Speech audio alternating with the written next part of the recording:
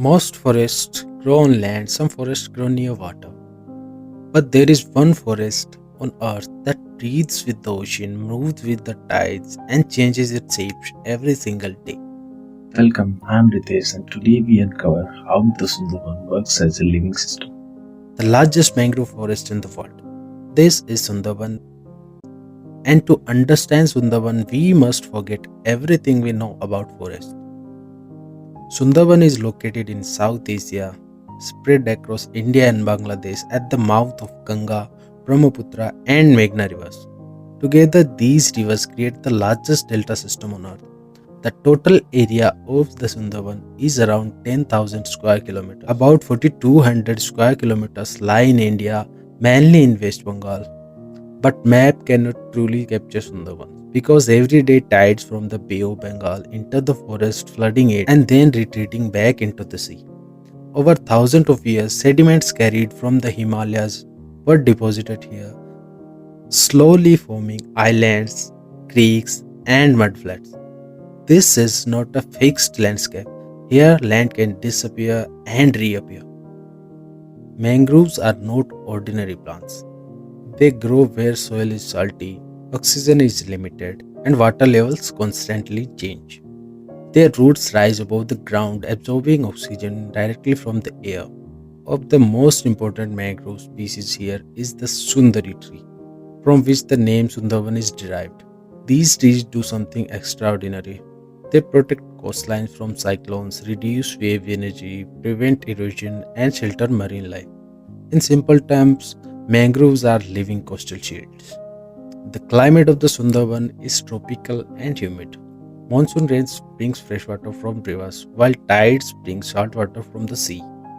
The entire ecosystem depends on the balance between these two forces. If fresh water reduces, salinity increases. If tides change, vegetation patterns shift. Everything here is connected. Sundarban is also one of the most biologically rich regions on earth. It is home to the famous Royal Bengal tiger, a species uniquely adapted to mangrove forests. These tigers can swim long distances, navigate narrow creeks, and survive in tidal environments. But tigers are only one part of the systems. The forest also support saltwater crocodiles, monitor lizards, spotted deer, and wild boar. The rivers are home to Ganges river dolphin, Irrawaddy dolphins, hundreds of fish and crustacean species. Above the forest canopy, migratory birds travel thousands of kilometers to rest and feed here. Sundarban functions like a complete natural city with land, water, air, and life working together. Humans have lived alongside the forest for generations. Millions of people depend on the Sundarban for survival.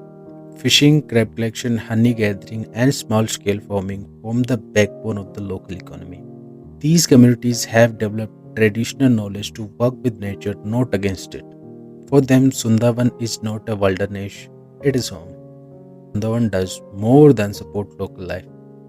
It protects entire coastal regions of India and Bangladesh. When cyclones form in the Bay of Bengal, mangroves absorb much of their destructive energy. Without Sundarban, storm surges would directly hit inland cities and villages. This is why Sundarban is often called a natural disaster buffer. Because of its global importance, the Indian Sundarban was declared a UNESCO World Heritage Site in 1987. Conservation programs focus on mangrove restoration, wildlife protection, sustainable livelihoods, and scientific monitoring. However, challenges remain.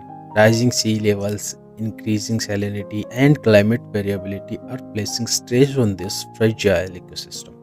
The future of Sundarbans depends on balanced development and long term conservation. Sundarban teaches us an important lesson: nature does not need to be controlled, it needs to be understood. This forest survives because of its adapts, changes, and response.